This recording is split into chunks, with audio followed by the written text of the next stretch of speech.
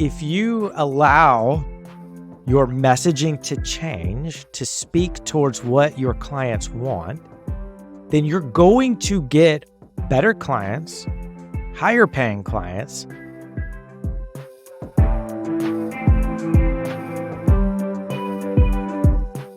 You're listening to the Marketing for Accounting Firms podcast. Each episode, we have conversations with firm owners and marketing experts about how to attract your ideal clients, foster trust, and build a marketing engine that works for an accounting firm.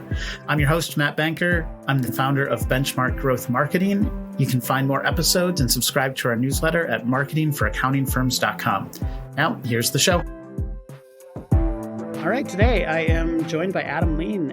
And Adam, welcome to the show. Thank you so much. I'm really excited to be here. Yeah. Well, we always start here, Adam.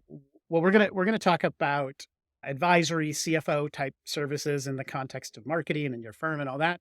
But just to begin, why are you here? Why should people care what you have to say about any of this? What's kind of your credentials, your background? How did you come about your experience to get to this point? Yeah. So I used to be an accountant, and honestly, I didn't really like it all that much. My job was to sit there and record the past. That's what an accountant's job is. And that's what they were paying me to do. But honestly, I wasn't fulfilled. I wanted to get in, I wanted to roll up my sleeves and help the business grow. But I was in this lane, and I worked for a very large company. I was in this lane, and I had to stay in this lane. So at nights and on the weekends, I started a business. This was back in 2006. I started an e-commerce store, and that business grew a lot. And, and then I joined this, I was living in Atlanta at the time, and I joined this really geeky club called the Web Entrepreneurs, Web Entrepreneurs that met at Georgia Tech. And it was full of guys that were trying to start things online, and it was fun. I enjoyed it. And I started working with a bunch of people or talking with a bunch of people in that group. And I realized that I took for granted the fact that I understood my numbers. Now, these were all people that were growing businesses, and they were trying to make money at it, but it seemed like I was the only one that actually understood my numbers. I understood, because revenue is a number, obviously we want revenue, but that doesn't define what the success of a business is. It's cash flow. Even profit's a vanity number to some degree. Cash flow is what matters, but I digress. So I started working with some of the people and showing them how they can improve their business financially, and make it more of a valuable business. And anyways, fast forward several years, I grew my business to well into the 7 figures, and then I sold it. And then I started an outsourced CFO firm to provide what I call a productized CFO service, which we could get to that a little bit later on. But essentially, I was going to a business owner and saying, I'm going to help you do X, Y, and Z, essentially so you'll have a growing and more profitable business, a financially successful business. And this is the price. This is exactly what I'm going to do every month. If I'm not helping you at least generate more cash flow more than you're paying me, I'll fire myself. That's how much I believe in this. And this is how much we're going to measure success, cash flow. Do you want to hire me? And I got yeses way more than no's. And I quickly got to capacity within a year and a half of starting the CFO firm. And then fast forward years later, I met my now business partner who had a very similar philosophy to providing CFO services that I did. So we merged firms and we built a really, really good CFO firm. But then we thought, instead of hiring CFOs to be on our team, why don't we train accountants to be CFOs, and they can offer CFO services in their own business. They can start a CFO practice. And that's what we did. And so we did that several years ago. And right now we have almost 370 members in our membership program, where we train and certify CFOs to start a CFO or add a CFO service to their practice. Yeah. The CFO route, I would say advisory as a concept for firms, seems to be on the rise. I don't know if it's peaked or if it's still moving that direction. I hear this advice, in a lot of places, that you gotta offer more advisory. And I believe it, right? So we know the direction of the industry is that Yeah. more of the task sort of things get automated. A lot of firms are relying on offshore to do a lot of the data entry type, even the bookkeeping things. But that relationship between the accountant and the business owner continues to be incredibly valuable. It's not something that's easily outsourced. It's also not a natural skill that has come to many accountant types. Now, you were a business owner and then a fractional CFO. I also find myself often in a consulting seat, and there's a natural give and take, right? When you're a business owner, whatever your expertise area is, for me, it's marketing. For you, it's the financials. You think about it as like a business owner, but that's not always the case with someone who went to school or Right. is skilled as an accountant. They don't naturally think as a business owner. They think as a bookkeeper or a tax professional. That's How right. how do you maybe unpack for us a little bit with the CFO project? Is this only for people who are already in that like business owner mindset? Is that part of the training? What tell me about what Yeah. that looks like for you. That's a good question because, most people become accountants because they enjoy the act of accounting, the numbers and the organization and the Hmm. systems and all that, and they get it. But here's the problem though, is that in order to compete in today's, competitive landscape, I mean, we're not just competing against the accountant down the street. We're now competing against the accountant in another state. Yeah. And there's thousands of accountants out there. There's thousands of bookkeepers out there. Not only that, we're competing against software and these so-called tech companies that are trying to get into this space. And so the options for a independent tax filer or a business owner are unlimited. I mean, there's hundreds of thousands of places they could go to. So why would they go to you? Hmm. And that's the I guess the crux of this problem is that in order for us to compete, we've got to stand out Hmm. and appeal to what our clients and potential clients want. And what I could tell you what they don't want. They do not want to talk accounting.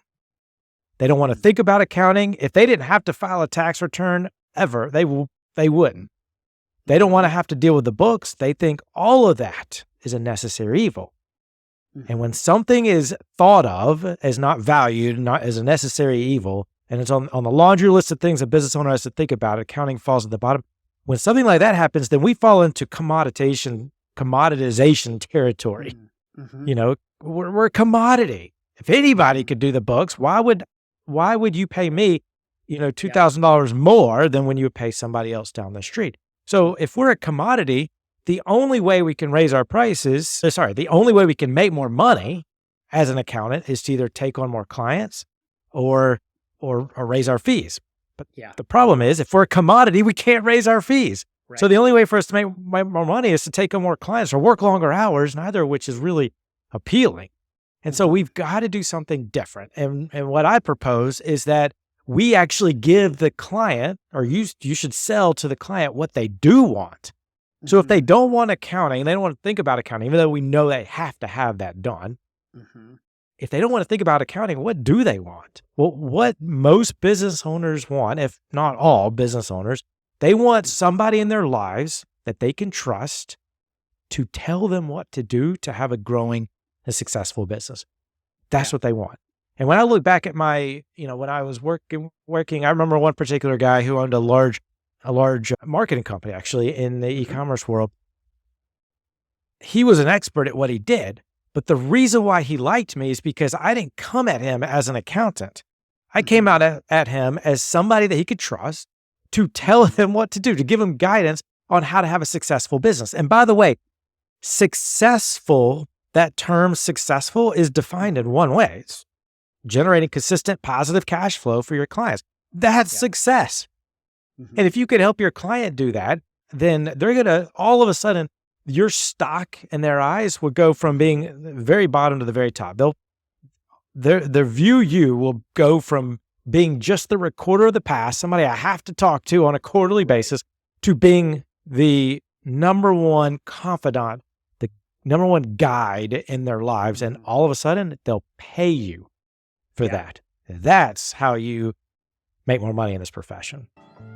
This week's episode is sponsored by Benchmark Growth Marketing, helping your accounting firm expand your niche with branding, positioning, websites, SEO, and marketing strategy. If you're an accounting firm looking to fix your marketing, Benchmark is your go-to solution. Learn more at marketingforaccountingfirms.com. Now back to the program. Yeah. Well, you mentioned the word guide a couple times there. Before we started recording here, we were talking a little bit about Donald Miller and StoryBrand, and I'm a longtime StoryBrand guide, and so I help people. I guide them on the marketing side, but the idea, within this StoryBrand framework is that people are not looking for a superhero to come in and save the day. They're not looking for someone to do all the stuff for them and be the one who gets, I guess, gets the credit. Maybe that doesn't happen all that often in the accounting space, but they're not actually looking for someone to do it for them. They're really looking for that person who's coming alongside them to help them do it for themselves, or that's at least how they see it. And so the more you can think of yourself as, I am facilitating and helping and bringing this person along to accomplish their goals versus I'm doing all this stuff for them. It's less transactional. It's more about this relationship piece. There's more value there. And when I say value, I specifically talk a lot with my clients about how when you get your positioning and your messaging right, it can support much higher fees because people understand that you're there to be the guide, not just to do the accounting tasks, which every software company says they don't need you. They can just use, XYZ SaaS product. Exactly. Right? Yeah. No, I love that. And you're right. You're absolutely right. Business owners specifically, they want to be the hero. They want to be the successful business owner. They want to be thought of from their friends and their families as this successful business owner or entrepreneur or whatever. And they want a guide to show them how to get there because most business owners are not successful. I mean, let's just face it.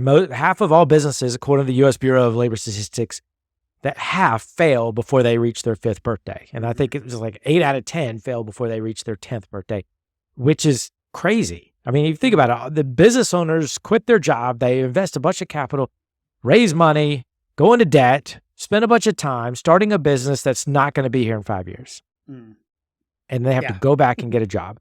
So if somebody that they can trust comes along and says, look, I will walk alongside you and guide you towards having a growing and successful business, a financially successful business.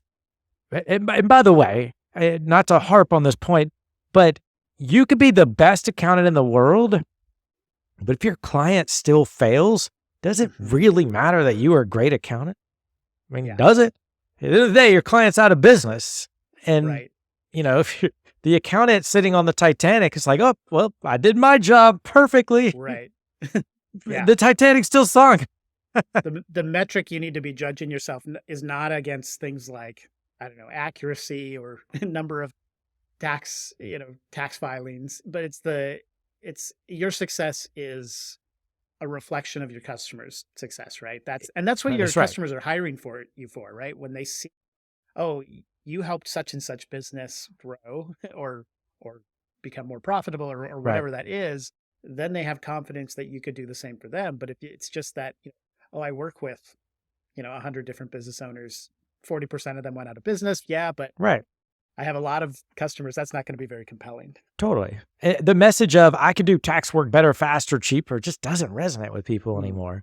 But to answer your question from 2 questions ago, that's the message. If you're putting out the message that I can just do this work better, faster, and cheaper, that's not going to land. So in order for you to compete and be successful, you've got to have a different message. Mm-hmm. One of the questions I have about this whole kind of advisory CFO option for firms is, do you see it primarily as a kind of behind the scenes production operations change, or how do you see it, if you do, connected to the marketing side of a business? Like, are you just solving one, or does it impact both of those things in your mind? Yeah, the marketing side of the accounting business. Yeah. I think it does both, but here's the thing. Here's the beauty of this is that if you if you allow your messaging to change, to speak towards what your clients want, then you're going to get better clients, higher paying clients, which will then allow your operations to be more efficient, more scalable. Think about it. You could be working, 80-hour weeks, especially during tax season, and you could have 600 tax clients. And you're working a lot to service those 600 tax clients, and each client you're charging, let's say, $900 to. You're not making that much money, and you're only getting paid once per year from your client. And your clients, let's face it, they just, for $900, they just want you to do a job, and they don't want to talk to you till next year. And so you're working a lot for high demanding clients at little pay, and then if all of a sudden if you change your messaging, your positioning, and say that I will do your taxes, no problem, or I'll do your books, no problem. But more importantly, what I do is help you have a growing, successful business. We're going to meet every month, and I'm going to show you exactly what's wrong with your business. I'm going to show you what's right with your business. And then we're going to put together, I'm going to give you an action plan of the 2 to 3 things that have to happen this month so that you generate more profit, more cash flow, and you can have a successful business, however the client defines success, because every client defines success differently. So from a messaging standpoint, that message resonates way more. There's this quote that we use all the time. It's actually coined by a marketing professor at Harvard.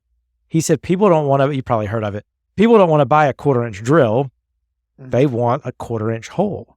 Right. I mean, think about it. It makes absolute sense. People that go to the Lowe's or Home Depot or whatever to get a drill, they're not buying it just to have another tool sitting in their garage. They want what the drill provides, right, which is the hole. So we as accountants have to go to our clients or potential clients and give them, sell them what they want. And they don't want the drill. They don't want better, faster, cheaper tax work. They want to have a successful business. They want to be the hero in their own story. Yeah. When I look at a lot of websites and we talk about a lot of websites, I think of, I have young kids. So, like a connect the dots picture, right? You just have all these dots that are numbered. A lot of times you land on an accounting firm's website and it says things like bookkeeping and like monthly reconciliation and like tax preparation. And it lists like a bunch of the different forms or the types of filing that they specialize in. And I think about that. That's like putting a bunch of dots on a page, asking your customer to try to connect them to say, but how does this add up to something that I actually want or need, which is a growing business or more profits? That's a great way to put it. It is. And so, leaning into that, what's the real want, right? Like they want accounting services, but that's only to serve the goal of growing their business, which is really an advisory function. To the degree that you're helping them grow their business, yes, you're probably fulfilling a lot of tasks, but ultimately you're fulfilling the right tasks that you've guided them, into, and they're doing their part as well so that it equals that thing that they want. But you have to, cast a vision for the future. What you're talking about kind of made me think, chicken or the egg. Do you first say I can provide advisory services and then you get clients and then you do it? Or do you first prove, like with your current clients, that you can do advisory services and try to sell those? It sounds like you're kind of on team, like build the plane while we're flying it, or like lean into, you have the skills, you can be an advisor. And then if and when you start bringing in clients who value that, you can charge high enough fees so that you can deliver it. Are you kind of, maybe, I'm not trying to put words in your mouth, but take the leap? Is that sort of the message? Yeah. Essentially what you're asking is, how can I offer advisor services when I'm not an advisor yet? Yeah. I mean, we get that question all the time. And here's the thing. Most accountants and bookkeepers and enrolled agents and of course CPAs are equipped to provide advice to their clients. They just need some training and some experience to do that, which is why we started the CFO Project. Yeah. But you are equipped. You're qualified. Now, What you're not probably qualified for is to be the CFO for Coca-Cola or General Motors. You're probably not qualified to be that CFO tomorrow, but you are qualified to be the CFO for small and medium-sized businesses, because what those two organizations need, big businesses versus small business, what they need is totally different. The CFO for Coca-Cola needs somebody that understands how to navigate complex billion-dollar decisions in a competitive marketplace. Small to medium-sized business owners need something different from their CFO advisor, if you will, their accountant who offers advisory services. What they need is advice, specific advice on how to improve cash flow. Cash flow is a number. It's a financial concept. So between the business owner and the accountant, who would have a better grasp on how to improve a number? It would be the accountant. So, but the accountant needs, guidance and training on how to do that. But at the core, financial cash flow is a financial concept. So the accountant is absolutely the best person in the business owner's lives to guide them on how to improve that. Yeah. Contrast that with like a business coach or consultant. Most business coaches and consultants, nothing against them, but most of them approach things from a leadership standpoint or management standpoint or operations standpoint or sales standpoint. And I'm shocked at some of the advice they give their clients, because they'll offer this advice without knowing how that advice will impact cash flow. Yeah. And what we're training accountants to do is to start with cash flow and say, that's the goal. We need to improve it, because cash literally solves everything in business. I mean, literally everything in business. You have more cash, you could do more marketing, hire more employees, hire better employees. You could take time off, because then you can hire people to come in and replace what you do. You can finally own your business instead of owning a job. Right. I mean, the cash solves everything. And so we've got to improve cash flow. And so you are absolutely qualified to do this with a little bit of training and some experience to offer advisory services. Now, to directly answer your question, I personally started a CFO firm without having any clients, without doing accounting or without doing bookkeeping. And so I just hung out my shingle and I said, I talked to a business owner. This is what I propose. Actually, the very first client was the guy that I met almost 10 years earlier at that Atlanta Web Entrepreneur Club in Georgia. And I said, this is what I'm thinking. Do you want this? And he says, absolutely. I need this.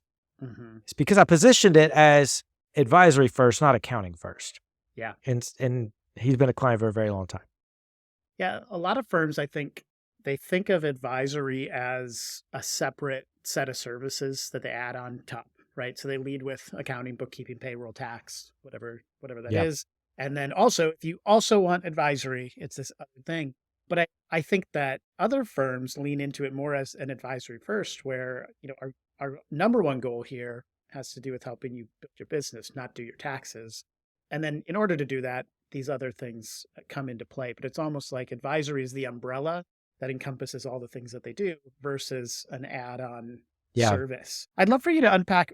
We've kind of been operating with maybe an assumed definition of what a CFO is. I have some ideas in my mind. Yeah. There's this whole, fractional CFO, CMO is a thing now too, CRO, all these different kind of fractional roles. My assumption is what you're teaching and coaching is for CPAs and EAs and everyone to be in a sort of a fractional role in those industries. But what's your definition of it? What's an attainable and kind of reasonable version of that look like, for an average accountant? Yeah, that's a good question.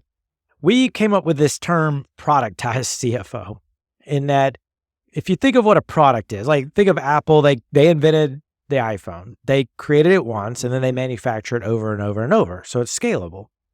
The problem with most products, though, is that you can't charge a lot for it, which is, why Amazon exists. Everything is priced, very cheaply. And so what we came up with is this idea of a productized CFO service, where you're getting the best of both worlds. You're you're selling a service. It's at the end of the day, it's a CFO service. So you're able to charge for it, but you're delivering it as if it's a product. Mm-hmm.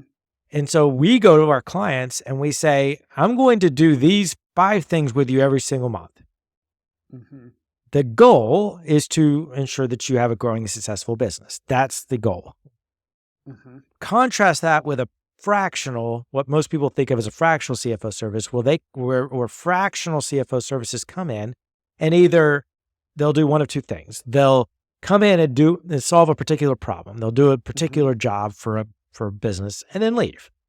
Or the fractional will come in and literally be a CFO, but on 15 hours a week basis. And then that fractional CFO will have 4 clients.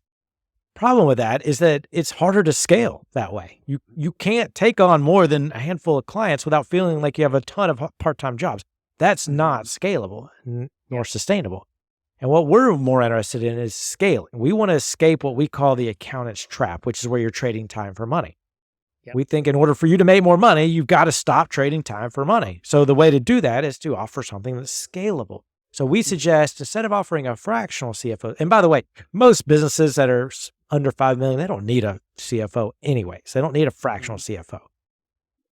But they do need somebody that the business owner could trust to tell them what to do. So we say instead of hiring a fractional CFO service, or instead of what most business owners do, which is nothing at all, or have nobody to lean on, we're saying for the fraction of the cost, hire me and I'll be your outsourced CFO advisor, but I'm going to deliver a productized service where you wouldn't say this to the client, but essentially you're saying I'm going to deliver you a productized CFO service where I'm going to do these deliverables, these set of deliverables every single month, and it takes about 4 hours per month to do per client. And then you're charging anywhere from $1,500 to $5,000 to do these things. Yeah. And so you could have, at 4 hours per month, you could have 20 to 30 clients and still work less than you would at a day job or doing taxes or bookkeeping while making way more than you would. Because the average accountant salary is about $73,000 a year, which is terrible for the amount of training and experience and knowledge that an accountant has. And if you're charging, $2,500 a month, which is the average that we recommend that you charge, $2,500 a month times 10 clients, of course, that's $25,000 that you're making per month. At 12 months, it's $300,000 a year, which is 10 clients. And each client takes 4 hours per month because it's a productized service. Yeah. You're only working 40 hours a month, not a week, a month to earn that $300,000. I mean, imagine if I'm half wrong in this. Right. I mean, when I started my CFO firm, I had 17 clients at capacity, and I didn't want to take on any more clients. Well, at some point too, you get those, whatever that number you want, you still have capacity to raise your fees within that, right? So you get to 17, of 18, course. 20. The answer isn't okay, like you said, the goal is not to therefore just add more clients, which means more time. It's to how do you increase the value of what you're offering so that you can increase your fees to match, what you want to do. I can hear this as it sounds great for, for smaller shops, kind of solo, or, when the business owner, the firm owner is also doing a lot of the work. I work with a lot of firms that are part of the PASPA network and other firms that are, they might have 3, 4, 5 senior accountants. This is also a way though for them to add more fee, service value to the work that their team is doing, not just owner. And this kind of goes back to that earlier conversation where business owners, I think, naturally find themselves in kind of a consulting advisory sort of role, but the staff level folks, I mean, if they were entrepreneurial, they probably wouldn't be working for you. Right. So giving them a productized system, something that they can really execute and feel confident in is so important in order for them to be able to add that value. Because if you're just saying, hey, go advise these business owners, deer in the headlights, I don't know. They don't want to take on the risk of giving advice that they don't understand, right?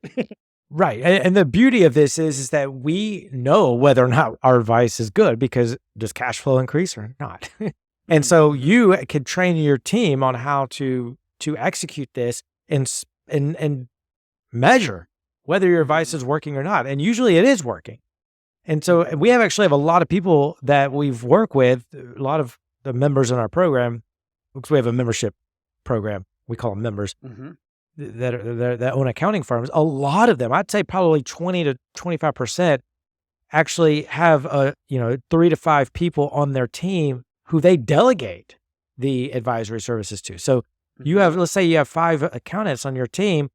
You teach these 5 accountants how to offer advisory services, and now all of a sudden your team's tax services is differentiated between all of your other competitors, because you're not just a tax service. You're enhancing your tax services by also offering advisory services. Yeah. And that's huge. Not only will you have a better messaging to attract new clients, you'll retain clients longer, because they're going to stay in business because you're helping them stay in business, and they like you because most business owners, even if you weren't helping them increase cash flow, would love for their financial person in their life to talk to them. I mean, I've had people tell me it felt like leaving a therapy session after they've had a meeting, because it's therapeutic. Who else can a business owner really talk to about potentially embarrassing things like their state of their financials? Who else? Right. They can't talk to their employees. Well, one of the things we often tell our clients is different is better than better. The amount of energy that it takes to become the best or to become better and better at, say, tax planning. Totally. To the payoff is very small. I love when that you're saying. seen as someone that's offering something completely different, it's much easier to compete, and you generally can charge more for it. You're absolutely right. And I bet there's a lot of accountants listening that hate the fact that they know another accountant who they know is not providing as quality advice, accounting or bookkeeping services they are, but they're making way more money. It's because, like you said, better. What was that saying? Better. Different is better than better. Exactly. And those other accountants are offering something different, not necessarily better, because your clients are not equipped to know what's better. Yeah. Most business owners don't know the difference between a good bookkeeper and a bad one, a good accountant and a bad one.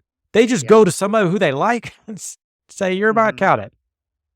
Yeah. Well, and where I'll tie it back even to some marketing things is that they may not even be offering something much better or different. It's that they're messaging it better. The because perceived they're able to, difference, the perception. At the end of the day, marketing is a promise. And I think one of the things I take from this conversation is that one of the problems that a lot of firms have is that they're not making a big enough promise. And so the perceived value of what they offer is very, now you obviously have to be able to deliver on that promise, because otherwise you bring clients in through the front door and they leave through the back because you're not, able to actually provide value. That's right. But I think a lot of accountants, this is a true thing that I've heard as I've talked to some of them. They are hesitant sometimes to make a big promise because they're not sure that they can deliver on it. They don't have the tools on the back end to be able to be an advisor. And so they'd rather just say, and that's why we just do bookkeeping or just taxes, because it's an easy, predictable thing. Totally fine. I want you to be great at bookkeeping and taxes and all of that.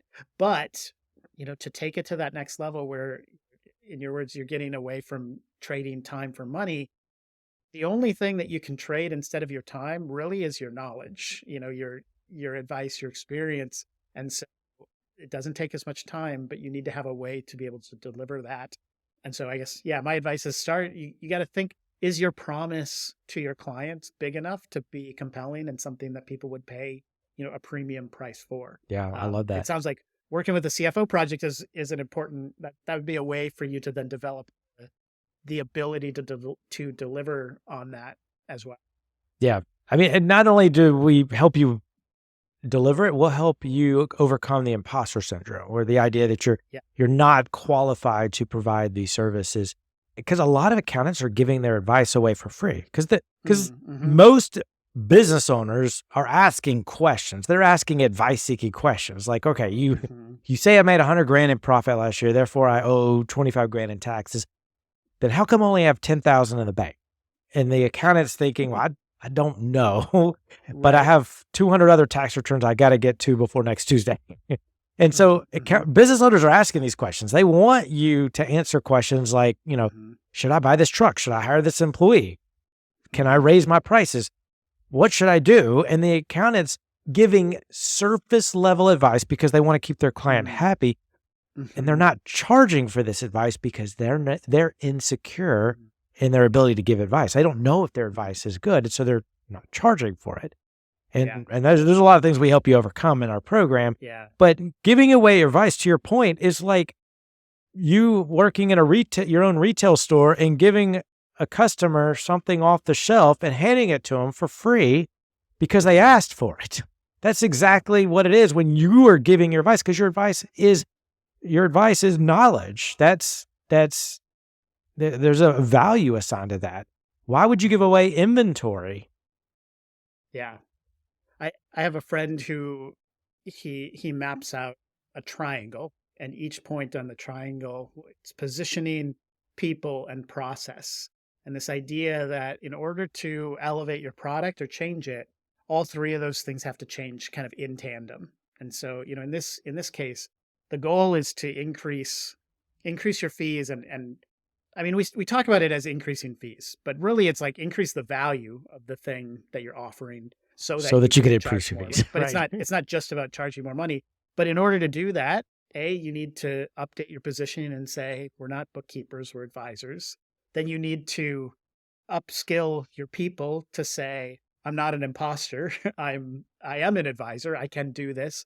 And then you have to update your processes that allow you then to deliver on that service. And if you can get those three things working in tandem, it ends up being, an upward spiral that's good for your business. Yeah, I love that. I love that concept. I completely agree with you. Well, Adam, this is a really great conversation. Thanks for being on the show. Where can people find more about the CFO Project? Connect with you. What would you direct people to? Our website is thecfoproject.com. So thecfoproject.com. And then every Thursday, myself and my business partner, Jeff, we do a training called How to Start a CFO Service every Thursday at 3 p.m. Eastern, 12 Pacific. So just go to the website, thecfoproject.com, at the very top under resources, free training. Just click that, sign up. We'd love for you to attend and meet you. Yeah. So that's the way to, if you're thinking, maybe this is for me, that's the best introduction to CFO. Yeah. Perfect. And you get CPE credit if you're a CPA. And you get CPE credit. Yeah. So that's good too. All right. Well, I think we're going to leave it there. Adam, again, thanks for coming on the show. And this is a fun conversation. Thank you so much for having me.